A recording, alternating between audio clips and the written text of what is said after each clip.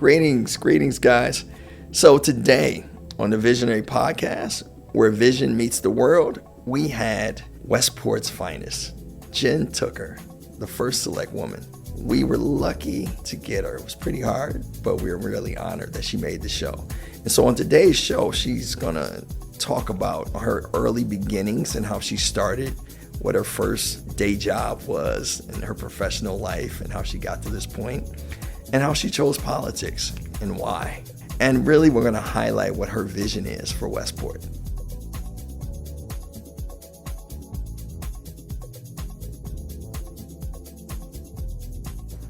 Well, Jen, welcome, Miss Selectwoman.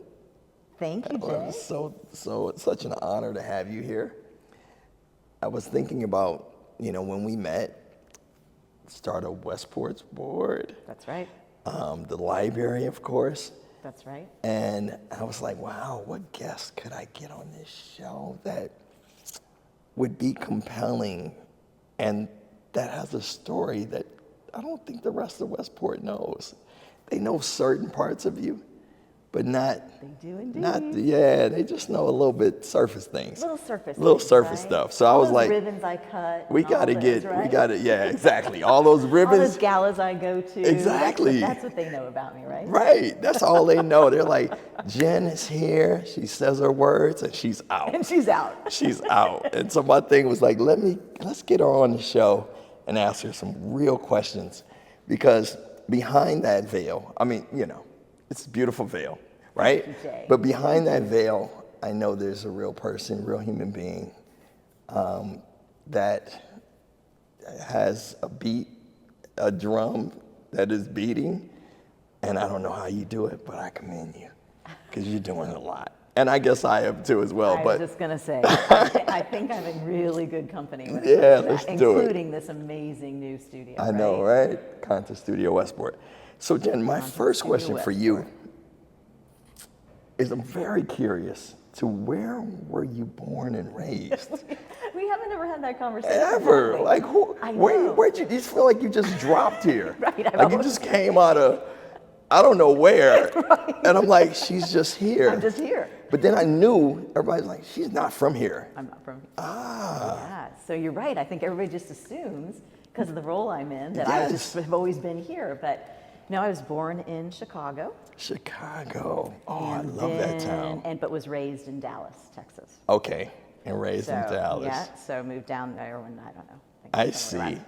Two or three. Now, when you say raised, about what ages to what ages? So I think we moved down there just right around when I was 3, and then I went all the way through high school, and I went away for college.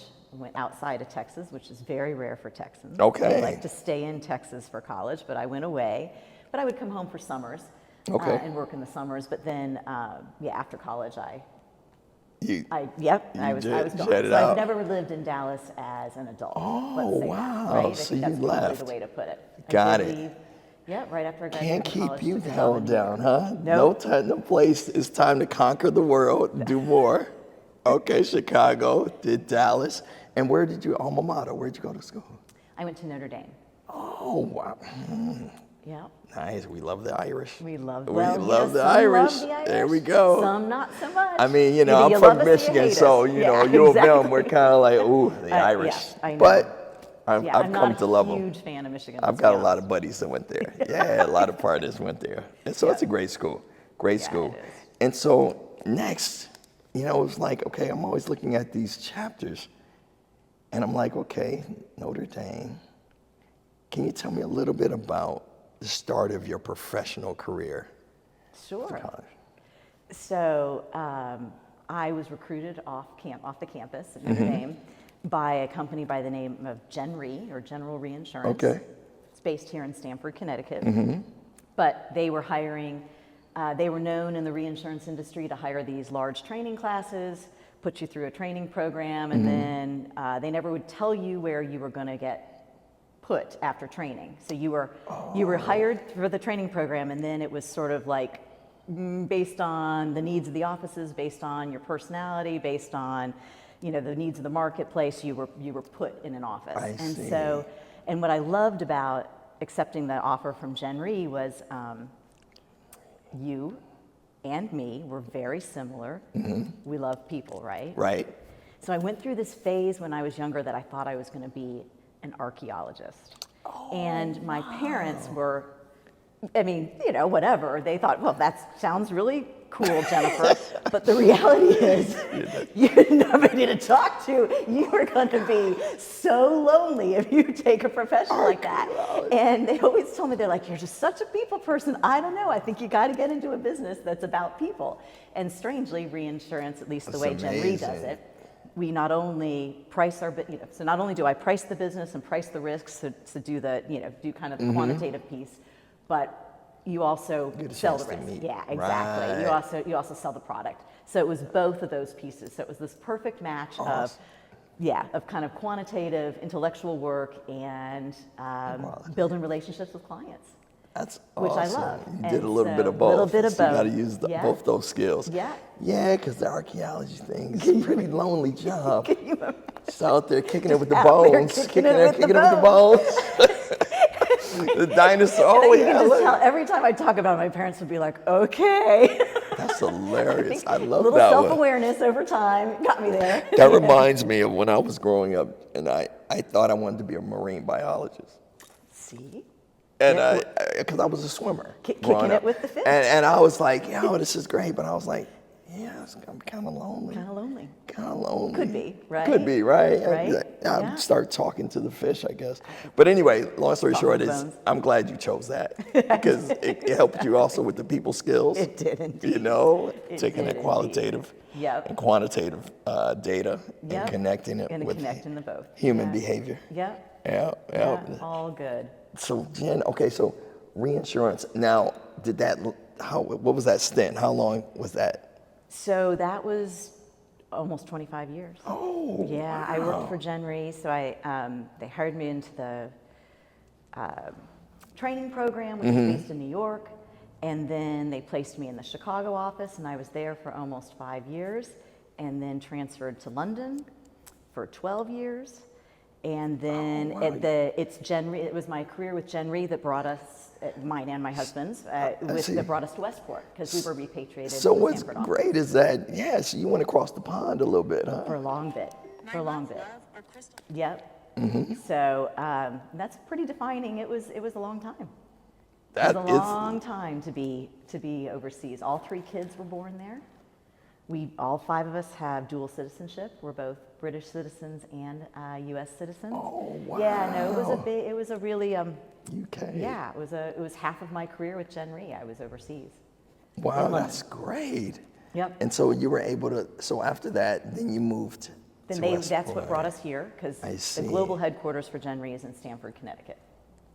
So that brought us here in 2008. 2008. Okay. Yeah. And from 2008, that's how you got here. So why did you move back up? So then, okay, this is something I had to ask you because I think of you all the time, as far as like your day job, right? Yes. And I go, wow. I'm glad you know I have a day job. Everybody thinks I just cut ribbons and go to galas. No. So I'm glad you know I have a day No, job. I know you have a day Jay. job and that phone never stops. It's always got to respond to something, right? Yep. But what would you say on your day job, what are the biggest challenges of running a town? What would you say would be the biggest challenges that you've, faced? Yeah, so I left Jen Rhee, I retired from Jen Rhee to pursue public service, I guess probably, 2013, 2014. And even though I've been out of the private sector for that amount of time, I'll tell you, I still struggle a little bit with the difference between the private sector and what's defined as success there, and the difference between what's defined as success in the public sector. Right? In the private sector, and you know this, you are rewarded for being strategic, right? You're rewarded for being ahead of the curve, right? You're rewarded innovative. for innovative. You're rewarded for sort of seeing out over the edge and being that guy or gal, exactly, who's sort of, who's just, the visionary. Well, in the public sector, that can look like You're spending money before anybody else is. You're not vetting your ideas properly. Oh, gosh. You don't have public support for your ideas, right? Right? Because democracy works differently. It does. You It got to get does. buy-in. You got to get buy-in before So you you go have to forward. get buy-in, all of that. And so it's just, so I will say that's one thing that's hard about public service and being in a CEO position in public service. Right. Is really kind of flipping the script on definition of success. Right. But I will also, and the other thing I would say is, again, difference between private and public sector. In private sector, you can state your priorities, right? Right. And you're held accountable to, knocking it out of the park on those priorities. Right. And you can clear your desk of everything else and go after those priorities as long as it's making money. Exactly. As long as it's driving adding the ship. revenue to the bottom line, Right. right? So in the public sector, I've got my priorities, but then I wake up and stuff happens. Always. Right? It's almost like we set sail, but we had no idea there was a storm coming. Right? Right? And then people need to be saved in the storm. Right. Right? Right. And then other things need to be repaired after the Oh storm. my gosh. Right? So your priorities change. So you have to work really, really hard to stay focused on the things you say are your priority, that you really feel strongly is going to take a community forward. And then make sure you also leave plenty of energy and intellectual time and firepower to take care of all that other stuff that just washes up to you. Wow. Right? Just all that other stuff that you just weren't anticipating that washes up to you. So interesting. So is there like a capacity bucket for Jen Tucker? Is there like okay, for all of that other stuff that washes up, I got to set aside like 10 hours a week for that? Or is there like, how do you fragment, how do you structure the plan, right? The roadmap that you have to get, this is what you set and this is what you told everybody. I tell people this is my plan. This is my plan, my initiative. And I've got all these fires that come along with that. Yeah. And I need to set aside time to make sure that that's done, or does it just kind of come at you and you deal with it? A little bit of both. Okay. Right? A little bit of both. Once you're in this job long enough, you know what you have to deal with immediately. Right. You just can't wait, and it can't even be set aside for a day or two. Right. And then other stuff can be set aside for a little bit of time. But what I would also say, which is critical, and this goes for public sector, private sector, anywhere, it's been so important to surround myself with really, really good people. That's right? awesome. Excellent thought leaders, excellent managers, an excellent leadership team, and I have that. The town of Westport has some of the best department heads in the state of Connecticut working in this municipality. That's and I'm awesome. so blessed. I just have a great management team and leadership team in town hall. Unelected, that's what I'm trying to get at, right? Exactly, Because they were unelected, right? Yeah, they're subject matter experts in their fields. They run the Department of Public Works, they run the Department of Human Services, right. They run the Parks and Recreation Department, so they much. run the Police Department, the Fire Department, Conservation, right? So really having a great leadership team helps you deal with all that unexpected That's great. stuff. That's good. And Westporters need to know they've got some of the best in the business. That's working here in good. this I town. hope you guys caught that. We got the best in this I town. firmly believe that. I think the show is more like visionary. It's like Visionaries, where vision meets the world. So essentially, what I'm also trying to get out of this show is showing how you can actually be a part of a town that has global vision, Yep. right? But you have the template in place, right? And so Yeah. I commend you for putting that template together. We do So indeed. now we do indeed. Now we have, this is a good one. Ooh, what a good one. Oh, jeez. How does our First Selectwoman deal and cope with stress? What makes you think I have stress, Jay? I mean, you know, I was possibly wondering. make you I don't think? think. Yeah, I was wondering. I said, man, she might not even have it. I don't know if I should She ask might her not this even know what question. that means. You know, I was like, that's not nice to ask that question, but because she might not have any stress. Exactly. I do see her walking at times, but Right? So that is how I am an avid runner okay. and walker. There- So you'll see me walking on the weekends, usually with Andrea Moore, our second Selectwoman, but not Okay. always. And then I run, I'm an avid that's- runner early morning before work. Oh, really? Yeah. You go early before work? Yeah, I go early that's before work. awesome. So I have a treadmill in my playroom in There my you go. basement. And so rain or shine, I can get on that treadmill at a very Okay. early, I'll just leave it at a very early hour. So I'm not sure if you were at our last Startup Westport meeting, but I think you came late or early. Actually, I missed one. You I missed the missed it. last I was- one. I So was listen, away. we're going to plug it now. We're doing a 5K walk run in September in the fall for Startup Westport. Awesome. And you could I'll be definitely leading the leading pack. that pack. I'll lead be the leading, I pack. do all the local runs. Exactly. I love it. I do all the local That would runs. be awesome. Because I'll be like, guys, we got to do more because this is how she relieves her stress. And we don't need, and I will tell you, and anybody in my office will tell you too, if I don't get my full run in, the difference between Jen after a full run and Jen not having had a full run Right. is night and day. That's my point. That's what I mean. I'm like, let's You can ask the people that work with me. let's put the They program can see together. When I walk in the morning, they say, "Oh my God, she didn't get her full run in." we can tell. You can tell. She had to cut off her run. We messed Get up. off her run. We messed up. Who Let's called her in the cancel middle this of her next run? meeting. She needs to go finish out, get a couple extra miles in. Exactly. No, that's good. And That's I drink good. a lot of coffee. Oh, really? Would you, 2 cups, 3 cups? Oh, 4 or 5? What, 5, you think? Oh, easily. Easily? Easily. That's why I drink those now. Yeah, see, I'm not into those. Oof, Yeah. they're pretty. That one of those One of those is a lot, has right? 4 cups. Yeah, one. Really? One. Oh my gosh, could you imagine if I haven't moved to the energy drink. No. But this one is different. Anyway, we'll talk about that one Yeah. later. Wait, yep. So here we go. This one is something I was thinking about for about 5 minutes, and I said I'm going to have to ask it because it's only appropriate at this time. Oh no. What would you say? We're at 2024, in Q2, rounding out Q2, coming into Q3, 2024. And what would you say your vision is for the rest of this year and next year at Westport? Is there anything that you, on your North Star vision list for Westport, what would you say it would be?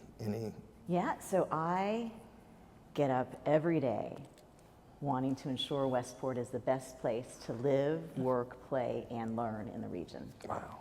And not only that, but that it's a place where everybody feels safe, they feel heard, they feel seen, and they feel like they belong. Right. That is my North Star. I love it. And so, Yeah, I and you love know that. what? Back to your comment before, we've got kind of the operational bones to make that happen. But the other piece we haven't talked about is, we have, so in Town Hall, we have the operational bones to make that happen. But we have, I am convinced, some of the best residents, some of the best nonprofit leaders, some of the best business leaders, whether it be local businesses or business, Fortune 500, Fortune 100 company leaders in this town that care deeply about this community. About the town. Yep. So from my standpoint, if I can, with my love of people, right? Right. And my love of listening to people, learning from people, working with people, talking to people, if I can sort of make these connections, build out these ecosystems, find ways to connect the right people, the right business, the right nonprofit, the right idea with the right thing in town, and then let our amazing residents work their magic and get out of the way, time and time again, we prove that works here in Westport. That's awesome. It is. I think, it is absolutely. Yeah. There is something really special about this No, place. it's out. I'm starting to feel that. I was talking to my wife about it, and I was like, there's some magic here. There's magic here. And the reason there's magic here is because you got so many people that come into town and they just haven't connected yet. Correct. But they're sharing. But we're getting there. We're working it we're out. working We're it out. working it We're out. working it out. We're working it out. Right? We're working it out. We're working it out. The connective tissue, we're making it happen. Yep. Yep. And along the way, it's the, like I said, we've got the operational bones to be the best place to live, to work, to play, and to learn. Without a doubt. Yes. Totally. Without a doubt. Yeah, no, so we just got to keep tweaking it. Exactly. Make it a little bit better tomorrow than it was yesterday. Wow, you just gave me an idea of, well, no more need any more ideas, but essentially, I was just going to say, my gosh. No, but just thinking about the connectivity of actually tracking meaningful relationships in town, That was the thought bubble I had when you said that, because it was like, we don't know each other and we bump into each other, we connect the dots, but we don't really track the success of that relationship. That's true. And that's what we're kind of doing with Startup Westport and like certain mentors, mentees. Absolutely, right? with the mentors, but it would be mentees, really that's right. nice at some point. But we'll get to that one. We'll definitely get to that figure point. that out. We'll figure it out, because We'll at least let's connect them. Yeah. Because we know there's magic there first. And so, okay, big question. Do you have any huge plans by 2030?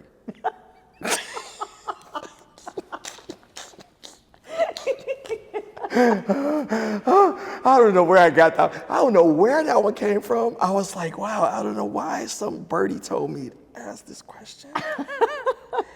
Well, I love what I do. Right. Right. I love this job. Not every day. Right. Not every day. I know. Especially when you don't hit that miles, don't get your miles in. Especially when I don't get my steps miles in right? the morning. And you've seen me on some days where it's been a little bit rough, but by and large, I love this job. And I feel like I am the luckiest person in the world to get up every day and serve this community. So I'm laser focused on that right now. Good. But I love this job so much that I'd like to see if there's another job doing similar things for me after this one. So we'll see. Wow, that's why I said on 2030. We'll see. Right? Is there a term that the select woman can stay, or is it 2 years, 3, 4? I mean, how many? Or can you stay as long as? So I giggle. I get this question all the time. And so Andrea Moore and I were elected first and second Selectwoman in November of 2021, and it's a 4-year term. So an election. November. So November of 2025 will be the next time that the first and second Selectwoman office will be up for election.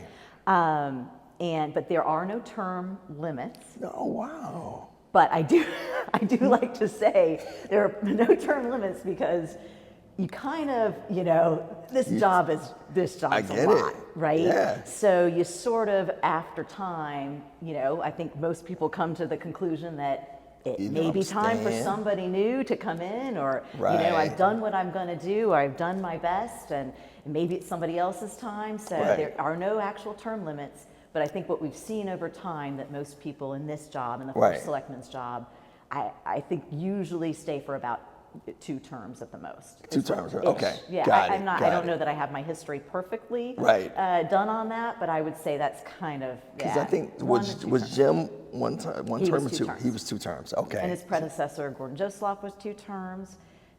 His predecessor, Diane Farrell, was 2 terms. Oh, wow. So, so that seems to be the precedent. at least in recent history, kind of okay. where it lands. No, that's great. Yeah. No, well, if you're here, I would, 2025, you got my support. All right, you got my support. Wherever you go, as long as you don't get into archaeology.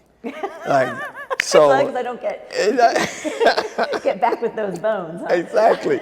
Leave the bones alone. I'll leave the fish alone. That'll be my career number 3. I'll go exactly back to what I wanted to do when I was 10. I love it though, because I feel as though part of what you've done is you've built this amazing kind of dossier and bio, but it's not that you can rinse and repeat it, but it's a nice template that you built in a smaller setting that could be macro at some point. Yep. You know? Yep, definitely. I see it. Definitely I mean, the show's called Visionary. I'm sorry. I had to ask the question because we all have our dreams and goals and oh my gosh. I know. Where would we be if we didn't? Where would we be if we didn't have dreams and goals? Where would we be? Right. And I'm telling people, look, that's the most American thing to do, right? I tell to people, have dreams and goals. don't put a ceiling on my dreams. No. You can put one on yours if you like, but don't put it on mine. Don't put it on mine. And I promise to not put it on yours. So thank you. So I appreciate that. I am here to support whatever move you want to make here or anywhere in the world. I appreciate that. So we Jay. thank you for coming on the show. It was great. Jen, it was great to be here. And I just can't say enough about your role in bringing this content studio, Westport, right here to our backyards. Yeah. I hope that the community hears more about this. Right. I hope that more members of our community get a chance to take a tour and potentially become members. Yeah, we want them to become right members. Here, definitely. Right here. Yeah, we definitely want more members here.